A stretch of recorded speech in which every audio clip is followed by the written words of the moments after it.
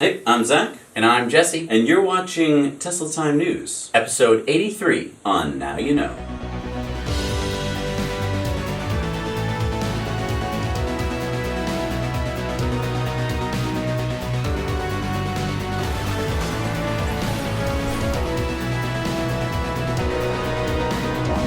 So for Tesla owners out there, you know that there are always these software updates rolling out. It's really cool because, one day you'll come out to your car, there will be a software update, and now your car can do more things. However, the way that it works is that not everybody gets the update at the same time. Right. Tesla sort of rolls out these updates, which means that some people are getting these updates super early, some people are getting them super late. And so if you're one of those people who are getting it super late, it can be kind of like, there's all this great stuff happening, but my car still doesn't have all of these upgrades. Right. That is something that Tesla Tidbits tweeted to Elon Musk. He basically asked, how can I get the latest software upgrades on my Tesla? And what did Elon say?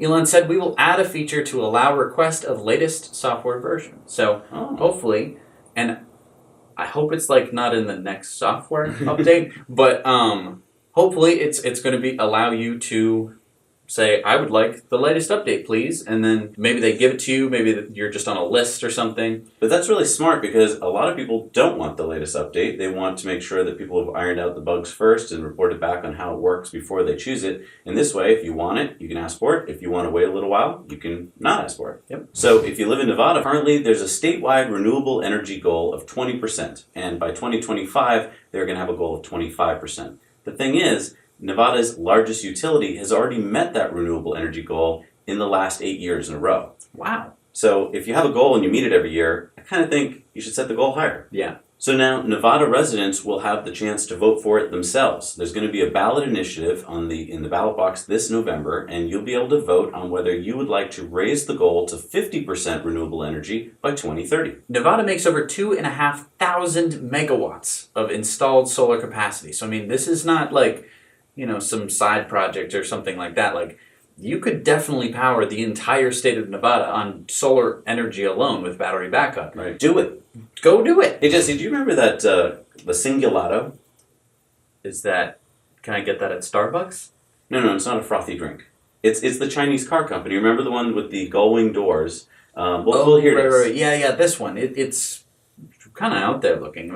It looks kind of like a cross between Faraday Future and, I don't know, some video games I played. Yeah, well, this company just claimed to have raised $2.4 billion US. Billion with a B? Yeah, billion with a B. Ooh. They're going to be working in partnership with the Suzhou government in China, and they've kind of pared down the design from 2016 when we saw the gull-wing thing. Now it looks more like this. So this is like, to me, it looks like a bigger Hyundai Kona. Yeah, it does sort of look like a big Kona, but the interior almost looks like a Tesla. The big touchscreen on the side and the binnacle kind of looks like this is a Model X competitor or something like that. And I also like that they have a range of 400 kilometers or 250 miles. It goes 0 to 100 kilometers an hour in 4 seconds.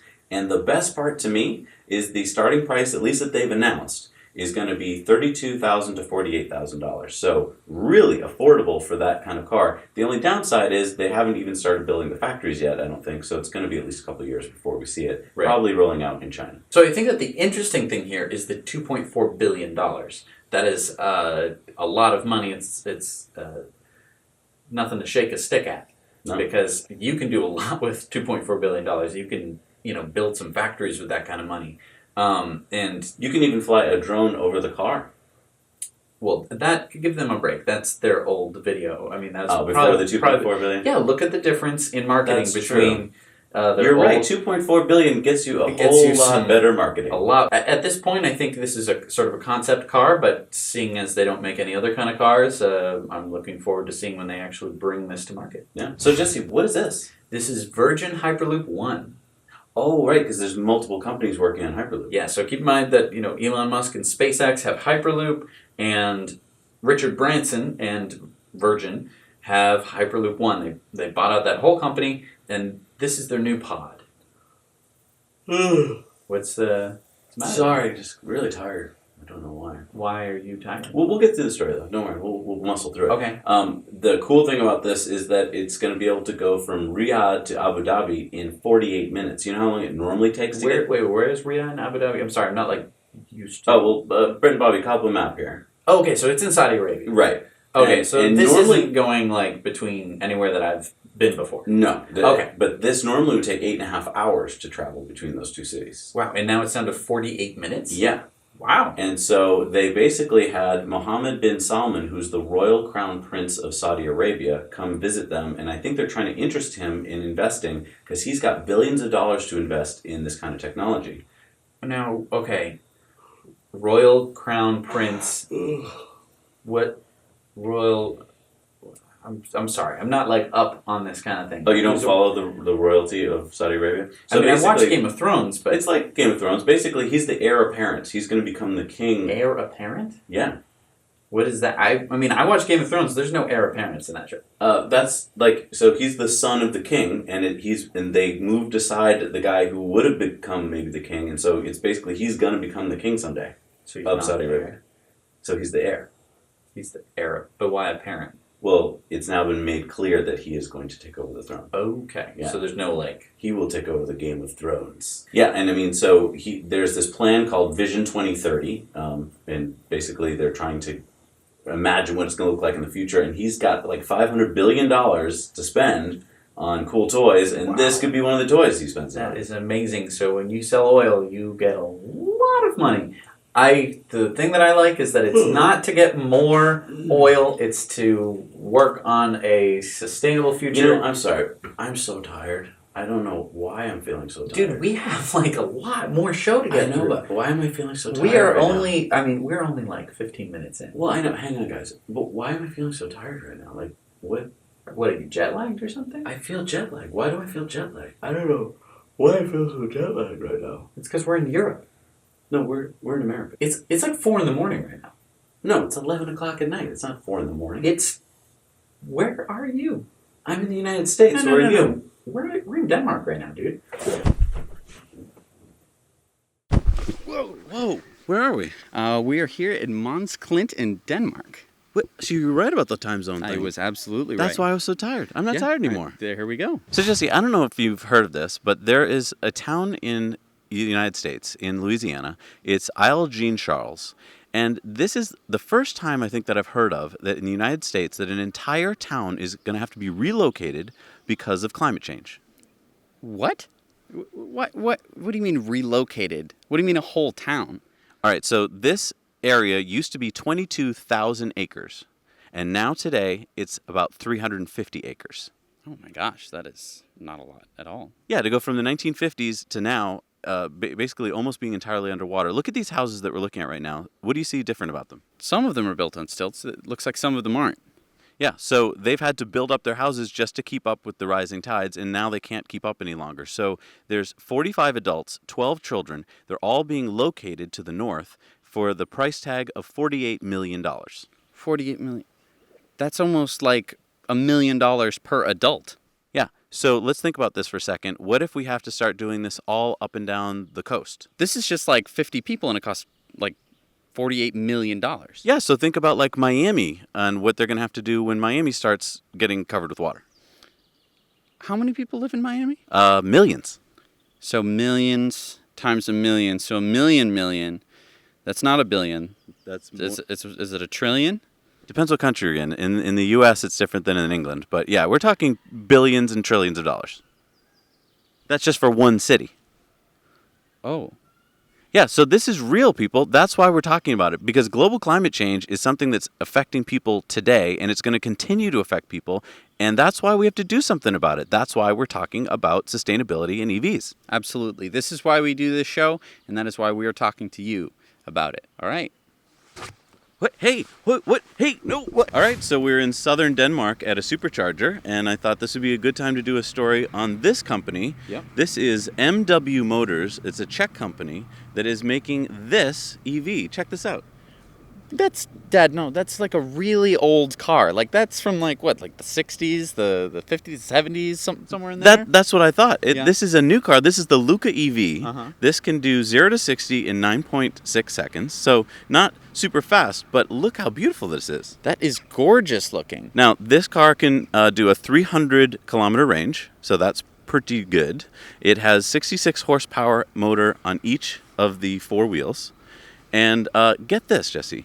This company is not some big powerhouse VW company. This company is a two people are working on this car. Wow. Wait, 2 people? That's it? Yeah.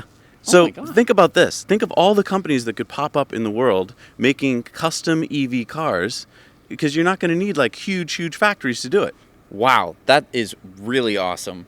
I want to see these EV. Like, I want someone to like go to to like an old car show and bring this with them, and I think that would look hilarious. You know, you pull up in that, and then everyone's like, "Oh, cool! I don't remember that exact model," and then it's like, "Oh yeah, this is an EV." Yeah, and then you go for a spin, and you're expecting to have like engine noise and smells, and it's an electric vehicle.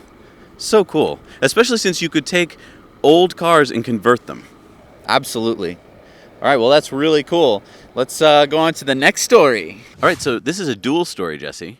Dual story about dual things? No, this is, well, yes, kind of. It's the Model 3, the dual motor Model 3, and we've learned 2 things about it. We learned that the dual motor is coming in July. We also learned that this is because that is when we estimate that there will be 5,000 Model 3s produced a week. Yeah, check out these tweets from Elon. So someone tweeted at him, they're like, I'm waiting for this configurator. I don't know when I'm getting the dual car. He said, you'll get your dual car when we get to 5,000 a week. And then he said, you'll get 5,000 a week in July. Yeah, so we just learned 2 things, basically. We're getting 5,000 cars a week in July, and that's when the dual motor Model 3 is coming out. So now you can get ready to go to your configurators. I think this is important. I think that a lot of people have been like, yeah, I think I'm just going to wait until the dual motors come out. And a lot of people have been on the fence of like, well, if it's going to be too long before the dual motors come out, I may as well get an S because of either my lease is going to come up or my car is going to die. And so I think that this will be the decider between getting either a 3 with dual motors or going for the S with dual motors. And I think it's exciting because we just found out that in about 4 months, we're going to more than double the production of the Model 3 if Elon's right. Right. Of course, there could be delays, and this is not, the word of God, but I think... What? I think that this could be... it's definitely a good goal to set. It's time for our video contributor story. Yeah, our buddy Carl in Germany takes us on a trip from Germany to Italy and back. Hi Jesse, hi Zach. I'm Amy, guiding you on a trip from Hamburg to the French Isle of Corse, with no less than 14 European superchargers, roughly 2,300 miles from northern to southern Europe and back. Starting at Kamen and Vechta, which we already covered on our last trip. Jesse, remember the foosball? So our first review is about Wilnsdorf, Germany. Features a hotel, gas station and a restaurant. At Hirschberg, Germany, fill up your fuel cells, have a burger or check out your dream house. 8 stalls help fuel your Tesla as well. Friendly weather in Aachen, Germany, and friendly accommodations. Also worth walking me in the Baumschule nearby. Means a tree nursery, I guess. Oftringen, Switzerland is a special place, and we meet some old ice car friends again. Aren't they lovely? Also features a subway, cafe, and other accommodations. Hotel Seerausch, Switzerland. We actually stayed here overnight on our way back, not the least because of its beautiful site. Dorno, Italy is actually 2 superchargers, one on either side of the highway. Restaurant and shop in the bridge across the highway. Marazze, Italy, our last charge close to the ferry. Corse, in fact, doesn't have any superchargers yet. You should own at least 2 or 3 yachts if you want to live here. Our way back was a bit different, starting at Forte dei Marmi, Italy. Oops, landscape. Not much going on, but a nice hotel and pub with very friendly people nearby. Montesineri, Switzerland is pretty boring. Just a gas station with a shop directly attached to the loud street. Doesn't make me happy. If you think it couldn't get worse, meet Pratteln in Switzerland. This walk was way too industrial for my taste and nothing nearby. In Möcke, Germany, we find other EV chargers and another one of many Maxi restaurants, which are quite good and affordable. Nice weather in Lutherberg, Germany. A chat with nice people around the beer garden.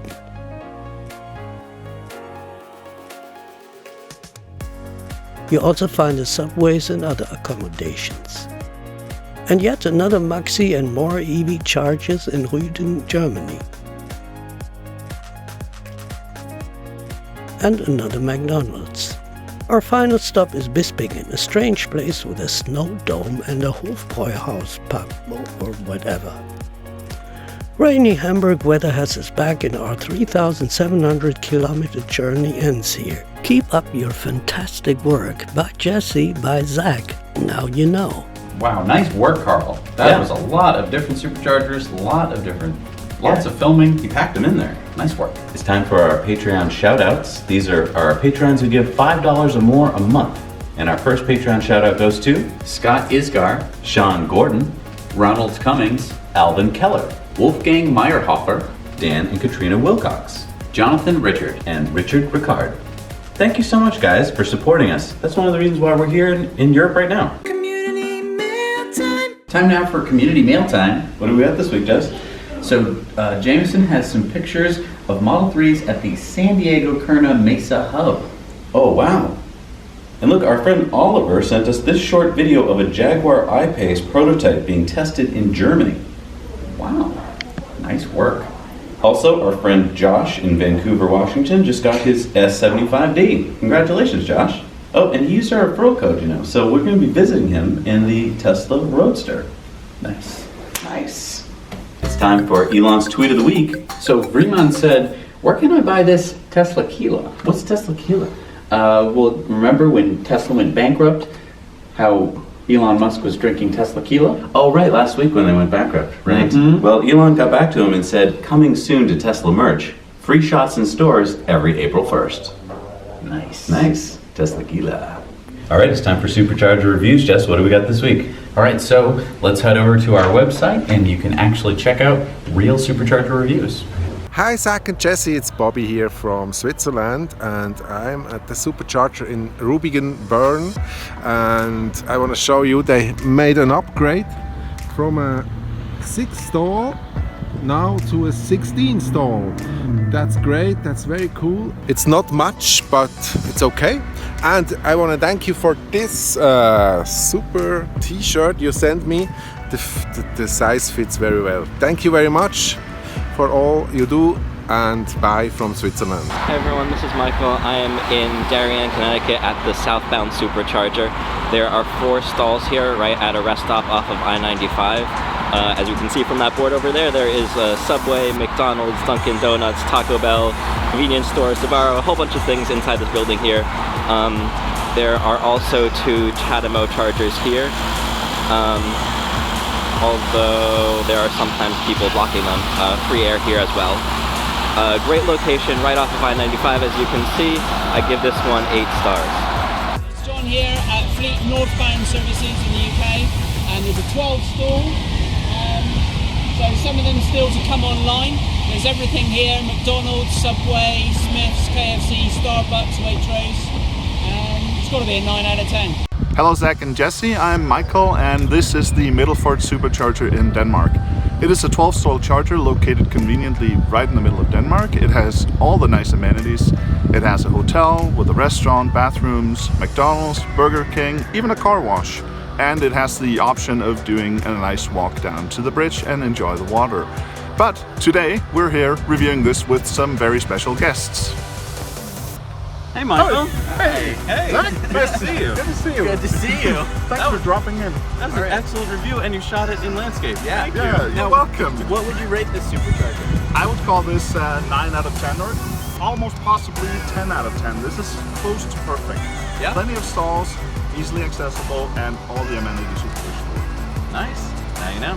All right, so new superchargers that have just gone online. Number 48 in Canada is the 20 stall in Hamilton, Ontario. And number 1212 in the world, number 494 in the USA is the 8 stall in Hickory, North Carolina. Thank you so much for watching, everybody. As you can tell, we're on the road this week. We're kind of able to record some of the stories, some of the earlier stories earlier in the week, and The rest of the story is from the road.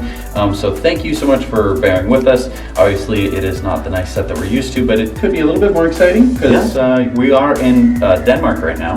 Yeah, and we're going to be traveling to Sweden, and we're going to be doing Tesla Time News from the road all next week. So you'll be seeing a European edition of the show. We really hope you enjoyed it. If you liked it, hit the like button. That does something. If you really liked it, be sure to subscribe so you can see it next week. And if you really want to see it, hit the bell button, and that way YouTube will let you know when there is a new video that just comes out.